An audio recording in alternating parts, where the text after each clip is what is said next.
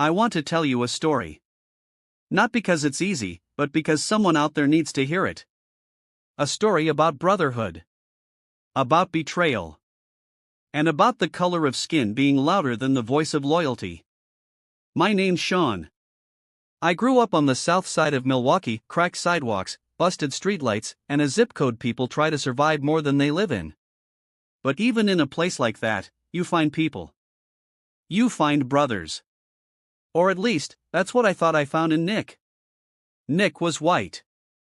I'm black. But when we were 8 years old, none of that mattered. We ran the block together, shared bikes, made music in his basement. His mom called me sweetheart. His dad, well, he didn't say much at all. Just looked at me like I was a question that didn't belong in his house. Still, Nick had my back. At least, that's what I believed for most of my life. We called ourselves brothers. Not because of blood, because of bond. Until the world started calling us something else. Different. You see, being boys in the streets is one thing. Being men in the streets? That's where color stops being invisible. It started small. Nick stopped walking me all the way home. Stopped posting pictures with me when his new crowd started growing, mostly white boys, older, from the north side. Then came the jokes. The little ones at first. You people always late, or I bet Sean can't get sunburned. Stuff meant to sound funny, but it hit different. I laughed it off. Because silence is safer than starting a war. And I needed Nick. We were planning to launch a recording studio together. We had tracks. We had a following. We had dreams. But I didn't realize I was the only one dreaming. Everything changed the night of the North Street incident.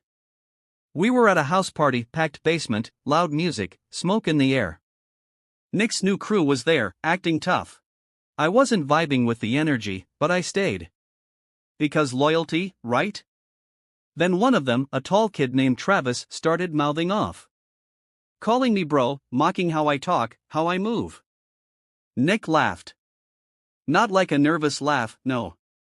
A full-on, I belong with them, not with you laugh. I told him to cut it out. Nick shrugged and said, chill, man. Don't be so sensitive. You know I got love for you.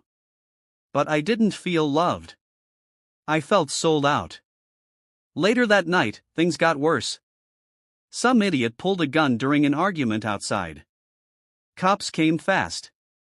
We ran. I was faster. Nick tripped behind me, and guess who got caught? Not him. Me. Guess who said I brought the weapon? Nick. He told the cops I brought it. That I had been acting sketchy all night. That he tried to stop me. And just like that, the streets didn't just betray me. My brother did. I sat in holding for 36 hours before they let me go. No weapon found. No charges filed.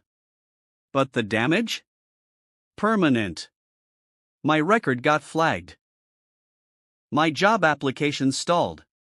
My face showed up on some low-budget crime blog. And Nick? Nick went live that weekend at a new party, talking about how he barely made it out, how he'd cut ties with the bad influence.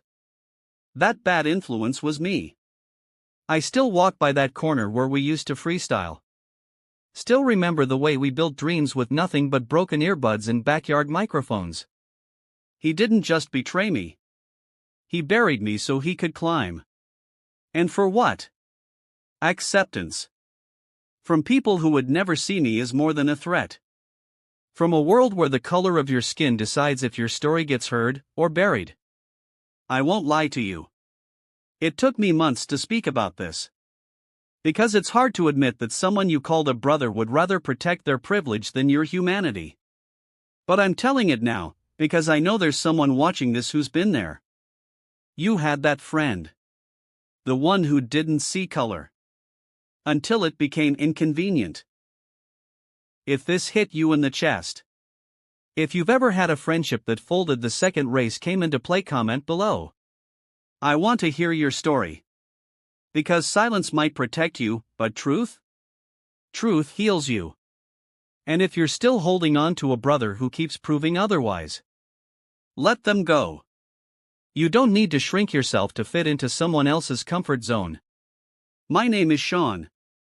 And I lost a brother in the streets, not to violence, but to cowardice. To racism wearing the mask of friendship. They say betrayal cuts deeper than hate. Now I know why. Stay aware. Stay whole. And never confuse silence for loyalty.